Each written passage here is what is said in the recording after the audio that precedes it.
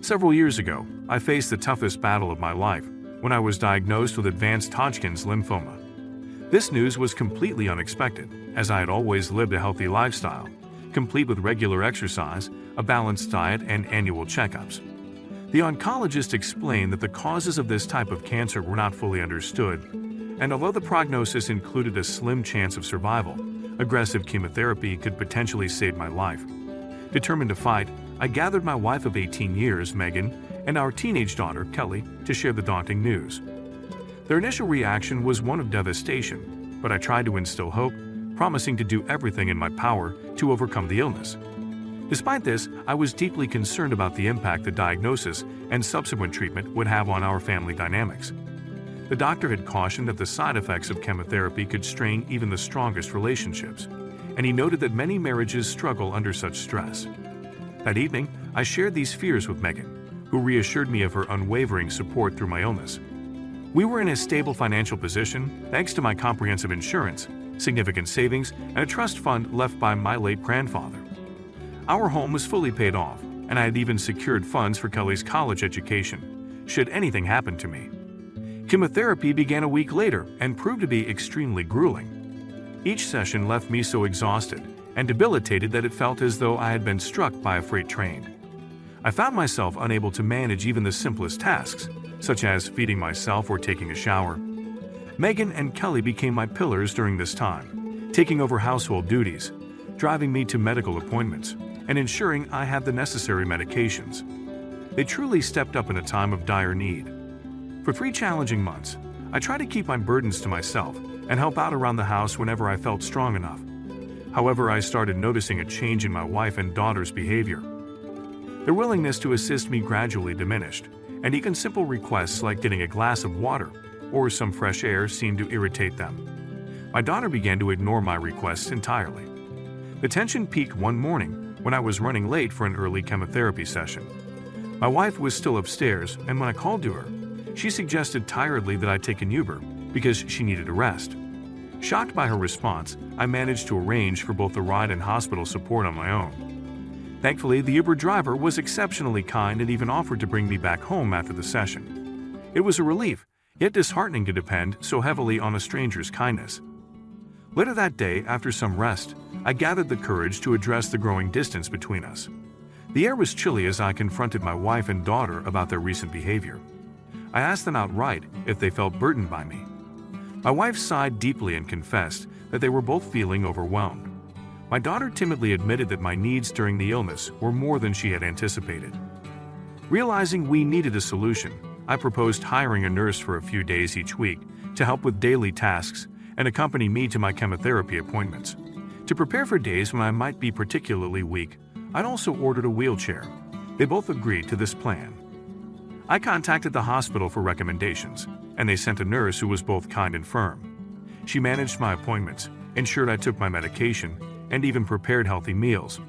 With her help, my condition improved, which pleased my doctors.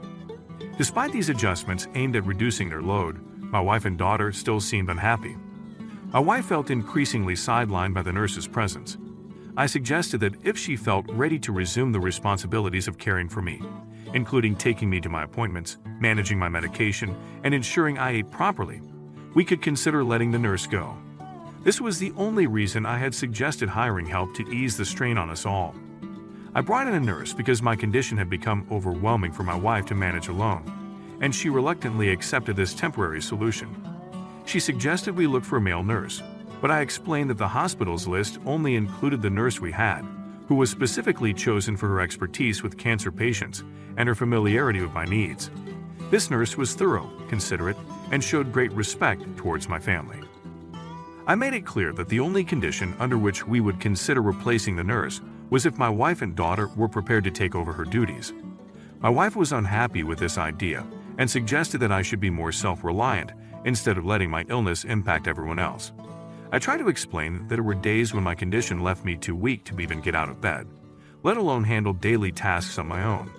The chemotherapy had severely weakened me. In frustration, my wife stormed off and shut herself upstairs, slamming doors in her wake. I decided to ignore her outburst, knowing that any negativity could only set back my recovery. My primary focus had to stay on regaining my health.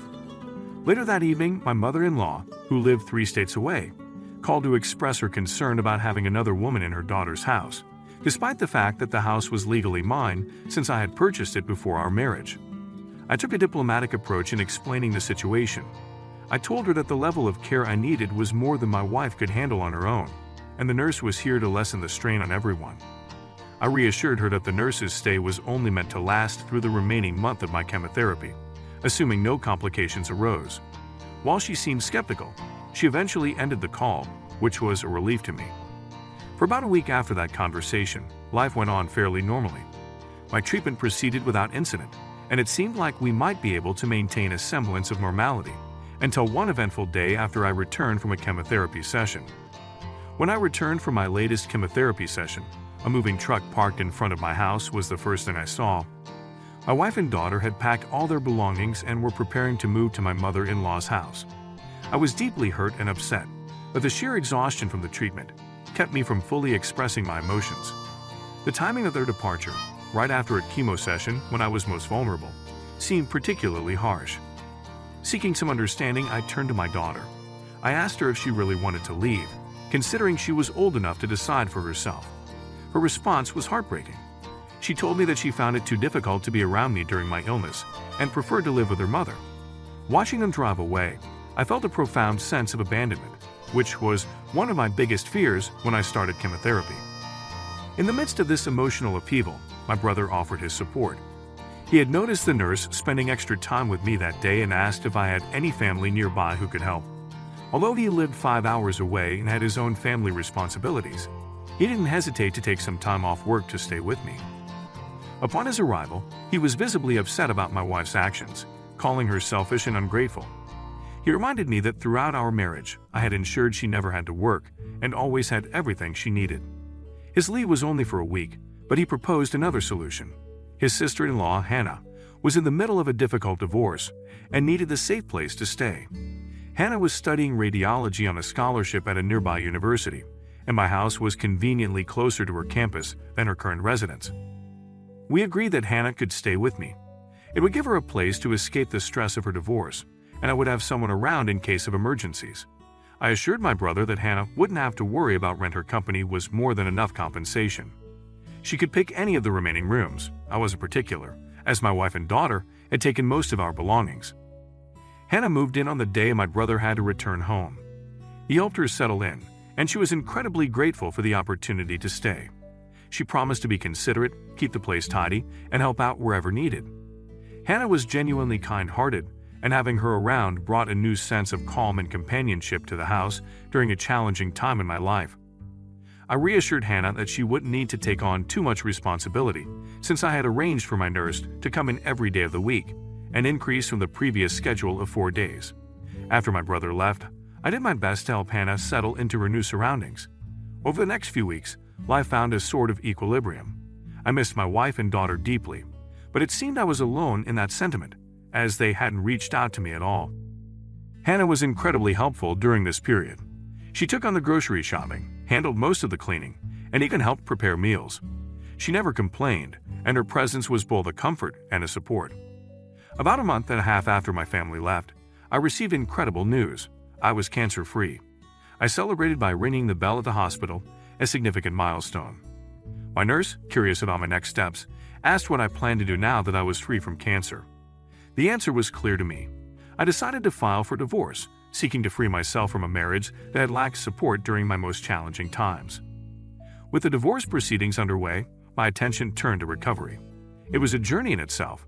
Gradually, I began to regain my strength, my hair grew back, scars began to heal, and I started gaining weight. I maintained a healthy diet, but allowed myself the occasional indulgence, enjoying the meals I had missed during my treatment. 8 months have passed since I was declared cancer-free, and I feel ready to move forward. I contacted my old job, and they offered to rehire me for remote work. I plan to accept, as I am also considering relocating. Despite my attachment to my current home, it holds too many painful memories. I'm looking for a fresh start in a smaller, quieter place. Unbeknownst to my wife, I intend to give the house to Hannah. She was there for me when I was at my lowest, showing immense kindness despite us being practically strangers. I want her to have the freedom to do with the house as she pleases, including selling it if she chooses. I no longer have any ties to it, especially if it might become a point of contention with my wife or daughter. I found a new place in a tranquil neighborhood in the countryside, and I am truly excited about this new chapter in my life. This is update number 1 on my journey towards a new beginning. Hello, wife and daughter. It's been more than a year since my initial diagnosis, and I've comfortably settled into my new neighborhood. This community is full of welcoming people, and I've become good friends with several neighbors, including Teresa, who lives across the street. Teresa is a widow whose children live far away, visiting only during holidays like Christmas and her birthday. One evening, Teresa invited me over for drinks on her porch. We shared stories, and she told me about her husband's battle with lung cancer and how life insurance had been a crucial support for her family. During our conversation, I opened up about my situation with you both. Surprisingly, I still haven't heard from either of you, but I've made peace with that. I've been filling my time with new hobbies, especially woodworking, and I'm gradually building up my collection of tools. Today, after coming back from the hardware store, Teresa mentioned that she had seen some people lingering around my house. They didn't do anything suspicious, but they knocked a few times, looked around, and waited in their car for a while. Teresa thought about calling the sheriff but held off, suspecting they might be family. When she described them, I realized she was talking about you too. I'm puzzled about how you found my new address, since only my brother and his wife know where I live. Teresa promised that if you returned, she would handle it and advised me not to confront you, given your abandonment during my toughest times. That night, I called my brother, who informed me that you had been causing trouble for Hannah and her roommate at my old house. Thankfully, Hannah had all the necessary documents to prove her ownership, which she had purchased from me. A wise decision on her part. Feeling sorry that Hannah had to endure this because of my family, I called her to apologize. If there's another visit, I hope to resolve the situation permanently. Regarding the divorce, my lawyer sent the documents to your mother's house, but they might have been dismissed as junk mail. At this point, I'm moving on, as our relationship is effectively over. Update number 2, you showed up again at my house, but earlier in the day while I was working remotely. When I heard the knock, I immediately turned to my security cameras to confirm my suspicion it was indeed them. My ex-wife appeared unchanged, but Kelly had matured into a young woman. Following the plan Teresa and I had discussed, I stayed indoors, but moved closer to the door to better hear the exchange. Teresa, always the helpful neighbor, approached them to introduce herself. My wife inquired if she knew a man named James who used to live there. Teresa seemed as perplexed as I felt and questioned the phrasing used to. My wife then claimed that her husband, referring to me, not as her ex-husband, had lived here before his recent, untimely death after an extended hospital stay. I was astounded by this false narrative, as there was absolutely no record of my death, especially not at the hospital where I received my treatment. My wife further asserted that they were the rightful next of kin, implying ownership of the home. Teresa corrected her by stating that a James did indeed live there, but he was a divorcee. She also mentioned that during our time as neighbors, I had informed her of my wife leaving in my filing for a unilateral divorce. Teresa added that as far as she knew, I had planned to leave all my assets to charity since my only family was my brother. This revelation seemed to puzzle them, and the conversation momentarily lapsed into silence. Teresa then asked if they had a death certificate or a will, to which they admitted they did not. She explained that they would need those documents to claim ownership at the county's record office if they truly believed the property belonged to them. My wife reacted poorly to Teresa's suggestion. She questioned Teresa's authority, accusing her of being overly nosy and demanding she mind her own business. It was embarrassing to witness. The neighborhood had been incredibly welcoming to me, and here was my ex-wife causing a scene. Despite my urge to intervene and defend Teresa, I stuck to our plan. Teresa, ever gracious, apologized for any misunderstanding and explained she was only trying to help. She then returned to her house, and shortly after, my ex-wife and daughter left. I was relieved they were gone, but felt a strong sense of gratitude towards Teresa for handling the situation with such dignity, protecting both my privacy and peace. I made my way over to Teresa's house to apologize for the disturbance.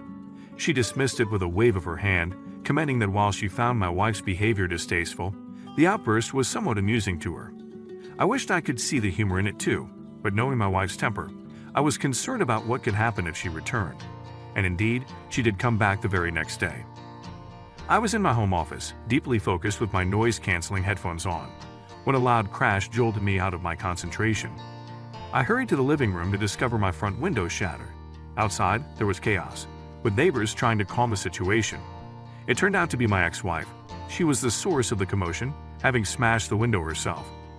By the time I stepped outside, two of my elderly neighbors were trying their best to prevent her from doing further damage. Both she and Kelly were wielding bats and had already destroyed some of my potted plants. I caught hold of her arm and bluntly asked if she had lost her mind. Clearly taken aback by my presence, likely shocked to see me alive, I firmly told them to leave my property immediately or I would call the police. Unknown to me, my neighbors had already made the call. In a hurt tone, she questioned why I hadn't reached out after recovering. She claimed that she and Kelly would have returned if they knew. I countered that when we married, we had vowed to support each other through sickness and health, a vow she had broken. I had no intention of rekindling our relationship. She was no longer my wife, as I had sent the divorce papers months ago. I reiterated my demand for them to leave.